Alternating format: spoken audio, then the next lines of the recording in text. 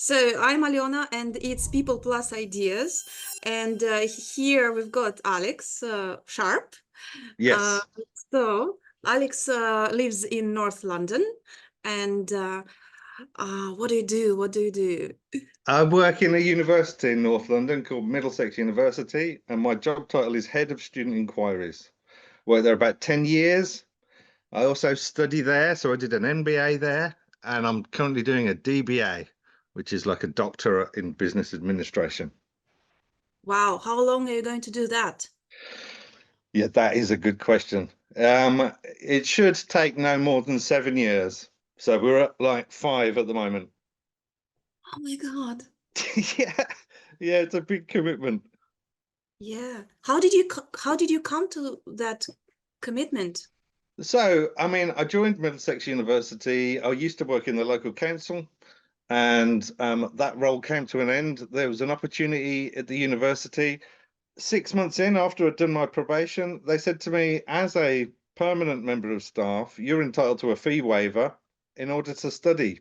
I hadn't been in education for 20 years at that point. I'd done an undergraduate degree, but nothing further than that. So I had this incredible opportunity that presented itself to me without me really understanding where it came from. You know, it wasn't something I was seeking out. It just presented itself, and I thought it was wrong to let that kind of thing pass by. So I've used the fee waiver Mm. to really learn as much as possible since joining. As I say, I've been there 10 years, and it's lit a bit of a fire under me in terms of learning. Let's get straight to our subject that we decided to devote this talk to. Yeah, So, and it sounds to me quite big, you know, the purpose of life. yeah, It is big. I it is mean, big. when you start thinking about it, it makes you worried, because what if I don't have a Right. purpose in life? So what do I Yeah, do? yeah. Well, I suppose the thing is, it doesn't need to be big and it doesn't need to be scary, and it can be very obvious and straightforward and simple. Hmm. But many years ago, as part of my role at Middlesex University, I attended a conference, and that conference was about organisational learning. And this is the angle that I came in, where I learnt about purpose. There was a keynote speaker, a gentleman called Vic Strecker, and he talked about the importance of living with meaning and purpose. And also he touched on how to develop that meaning and purpose if you don't have one. So the first thing that he did is he asked those people attending the conference to rate their sense of purpose. And it might be something that you want to do as well when you're listening to this, is if you think of 0 being, I don't have a very strong sense of purpose, I don't wake up with a purpose in mind, and 7 being, I have a really strong sense of purpose, I know exactly what my purpose is, and I'm driven to deliver that purpose every day. So if you rate yourself between 1 and 7 on that scale, this is what Vic did at this conference. And at the time, it wasn't something, it felt like the first time that I'd ever had that question asked to me. It wasn't something that was familiar to me. I didn't immediately have an answer. It was something that I needed to reflect on and think about. But what Vic then did with the rest of his presentation was illustrate why it's so important to have a purpose. And then finally, how you can develop a purpose if you don't have one already. So he said that there are a host of benefits to living purposefully, having meaning in your life. It affects your health. It affects your level of happiness. It affects how long you live. It affects the quality of your relationships. And these are really big claims. Like you said earlier on, it can feel overwhelming and it can feel very profound. And these are really big, deep claims. And he's an academic, he's a professor. So these are things that are studied academically. They're asking how and why, and really exploring that and using methodology and systems to control the other aspects of the question to make sure that the purpose is the thing that's really being tested here. So what Vic suggested was that if you rate yourself 1 to 4, you're kind of in the danger zone. It's something that you should be thinking about and reflecting on. Those people who are 5 to 7, who have a strong sense of purpose, they're likely to get all of these benefits that had been discovered as part of this research. So those people with a sense of purpose of 5 and above are likely to live longer. They're likely to have Alzheimer's onset later in life.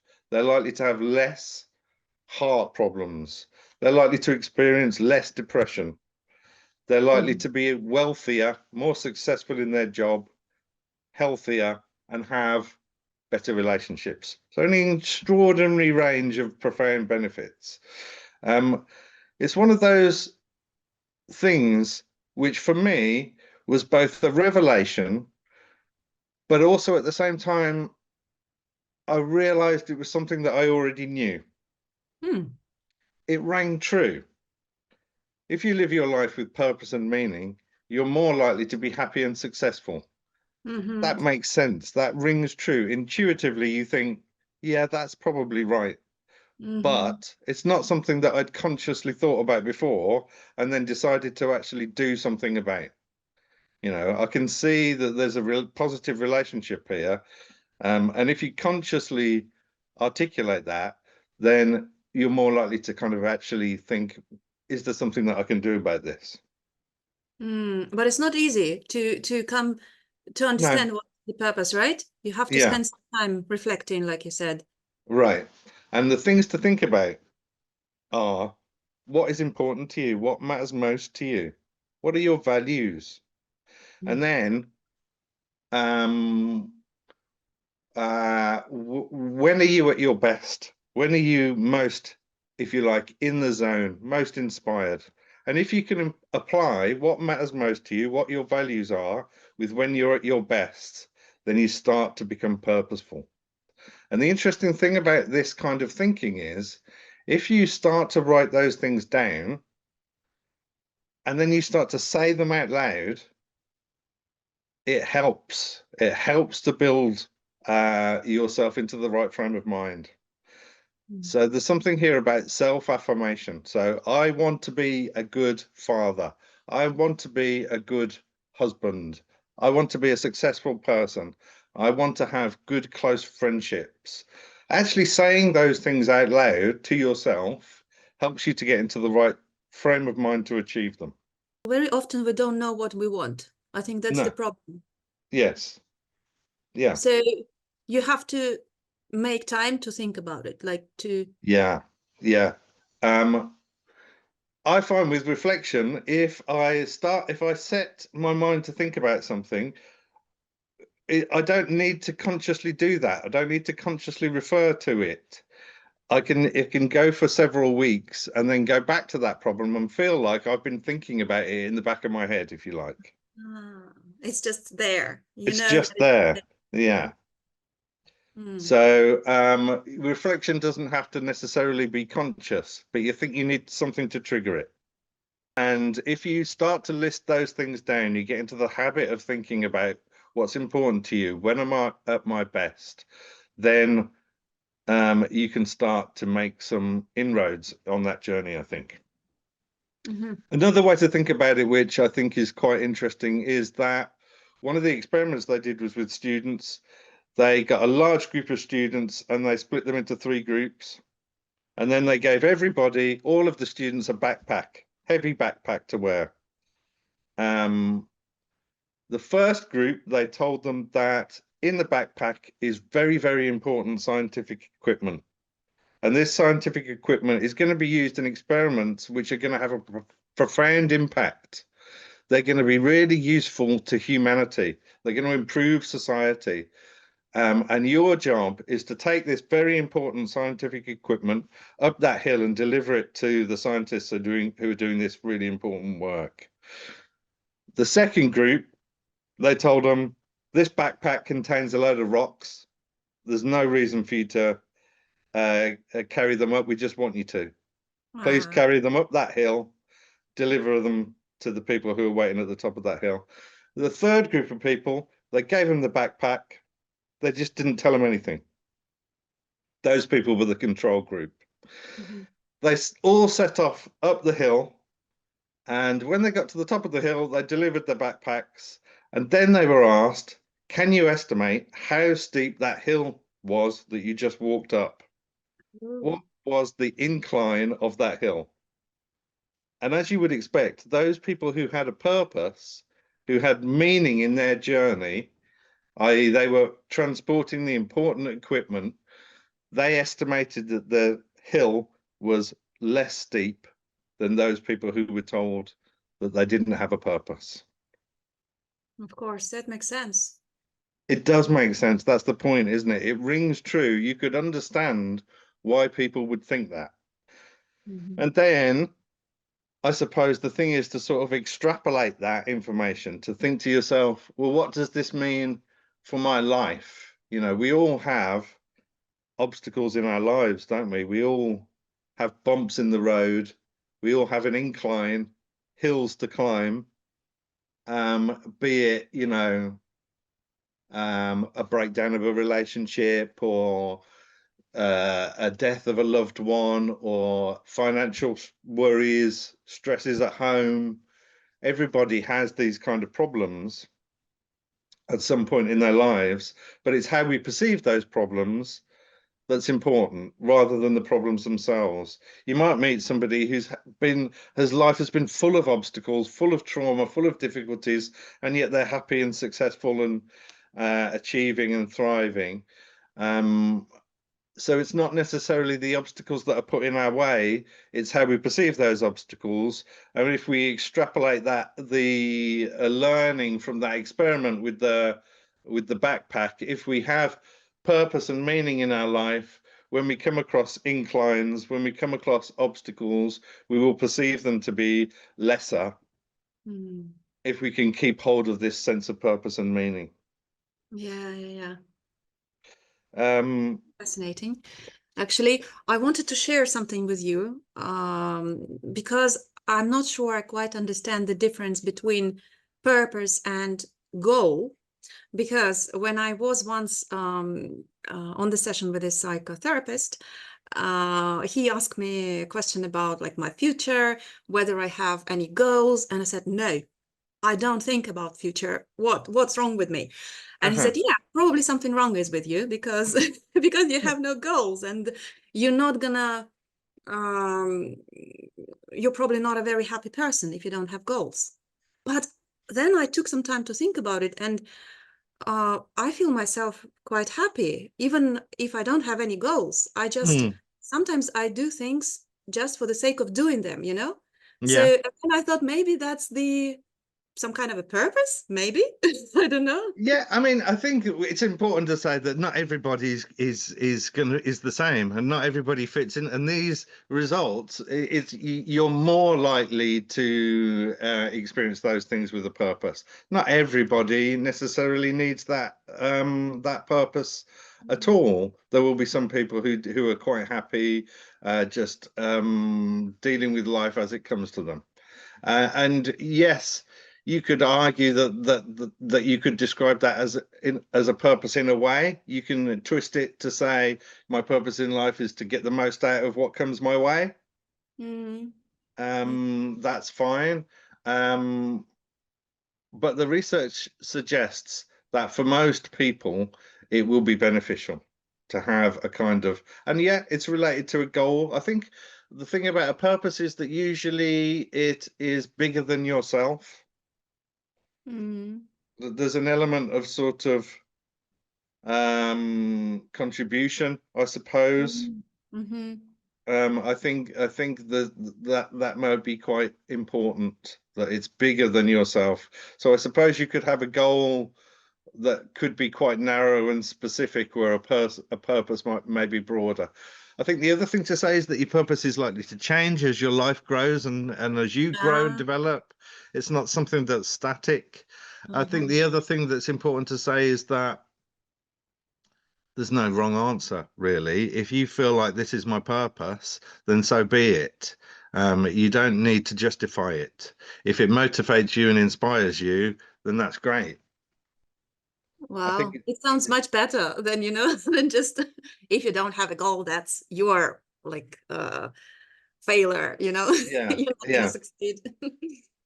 Mm. But we only have so much energy, don't we, in our lives?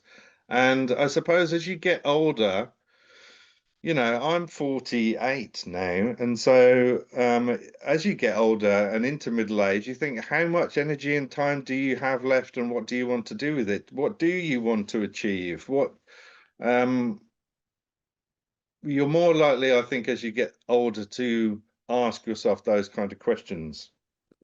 Maybe also a goal is something that you have to achieve, and it's about the result.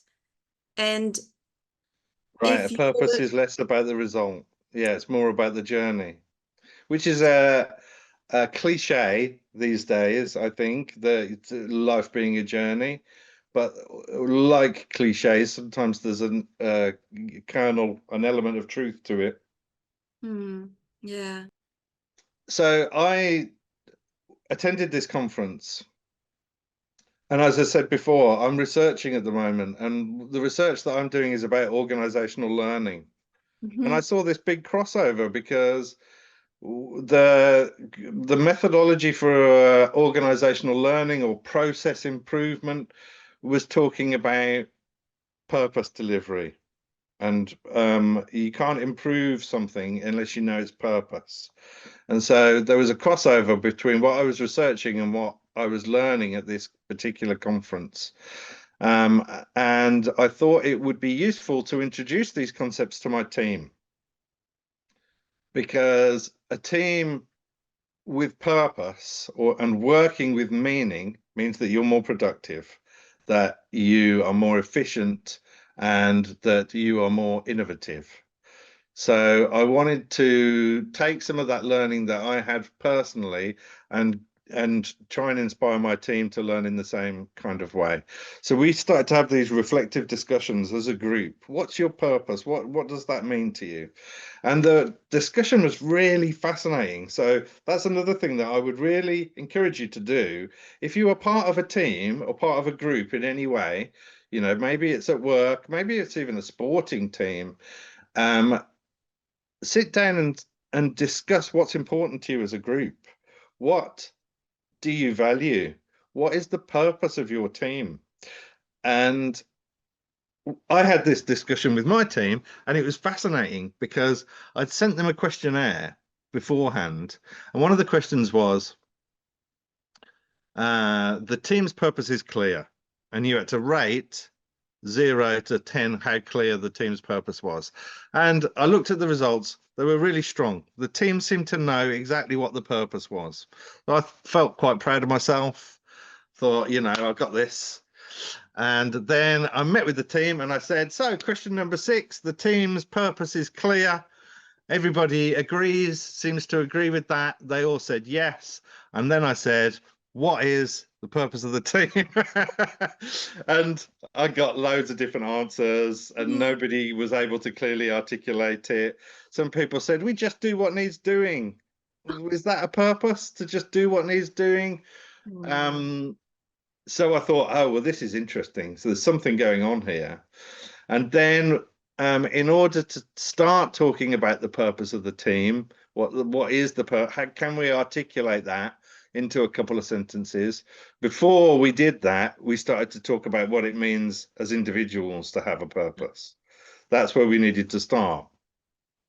And what was interesting was the range of people on, because it was a relatively big team, as I said, there's up to 20 people. Some people said, I've never had this, nobody's ever asked me this before. Nobody has ever thought to care to ask me this before. Some people said, I know the answer straight away. As soon as you were talking, I knew exactly what my purpose was. Uh, Wow. uh, yeah. And Who are and these some people who know their purpose like that, So those, it turned out a lot of those people had a really strong faith. Really strong? Faith. Oh, faith. Yeah, so they were religious, they had a strong faith, a strong belief in God. And it turns out that those people, as part of their religious upbringing, part of their religious teaching, are taught purpose. And they often articulated, I'm here to do God's work. I'm here to be a good person and to spread the word of the Lord, you know. Those people immediately had a strong sense of purpose, and therefore they benefited all those things that I said earlier on: a longer life, healthier, wealthier, more successful, stronger relationships. If they sincerely believed in their faith, they tended to have a strong sense of purpose. That's not to say that there's an absolute link between having a faith and purpose, but so you can have a strong sense of purpose and no strong sense of faith. Absolutely, that's possible. It doesn't those two don't have to be linked, but it seemed like those people who had thought about this had thought about it as part of their religious upbringing. Mm.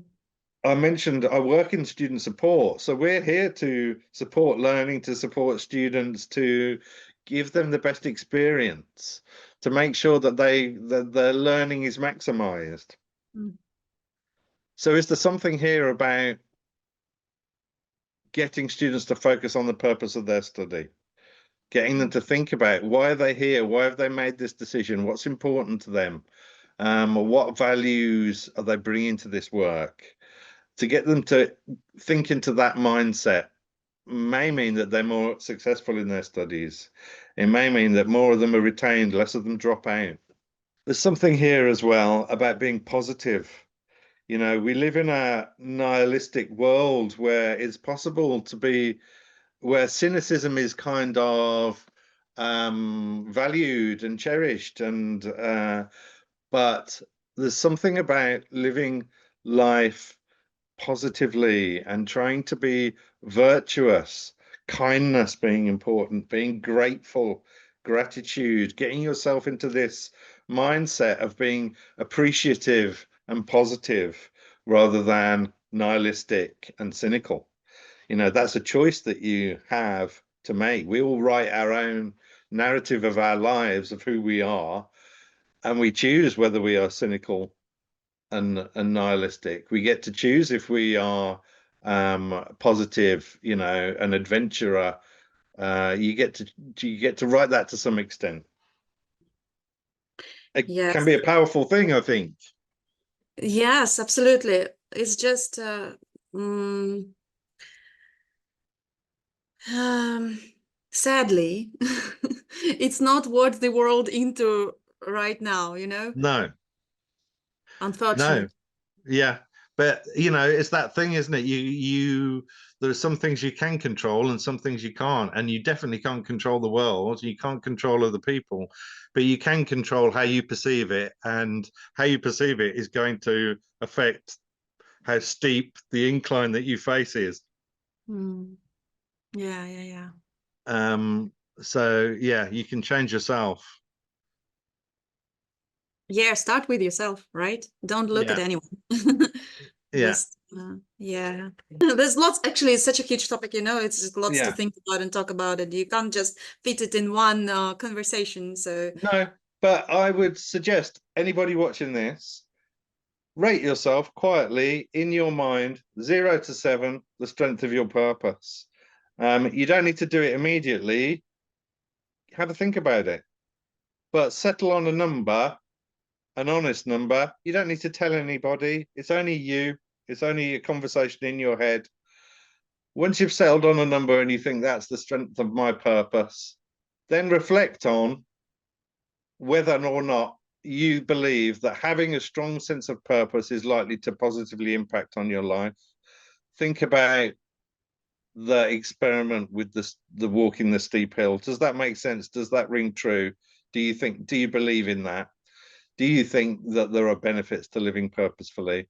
And if you do and your score is low, then start to think about what matters to you most, what's important to you, and where do you feel most satisfied when you're doing your best work? And then try and do what matters most to you when you're doing your best work. and then you start to get into the mindset. If you're really struggling, make a list and say it out loud. What are your values? What do you want to achieve? And slowly but surely you'll get yourself onto the right path. And then maybe you might start to, your purpose might start to be a bit clearer. It might have been broad, you might start to narrow it, and you might start to think it's getting stronger and stronger. And that's a positive thing, I think. If you know your purpose, it's easier for you to make decisions, to make choices. Right. You just don't worry about that you did something wrong or... Right.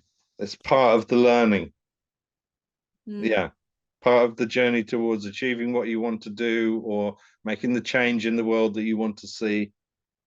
Mm-hmm. Yeah. Something bigger than who you are, something bigger than yourself. I think Lego, are you familiar with Lego, the building blocks for children? Uh-huh. Uh-huh. Their purpose is to inspire the builders of the future. That's the purpose of their organization, to inspire the builders of the future. And so people who work in the Lego factory, you know, maybe they're simply they're cleaning up the factory, but they all have the same purpose. They're inspiring the builders of the future. It's something that they can believe in, something that they can inspire and motivate them. Wow, to inspire. Yeah. It's good to inspire someone.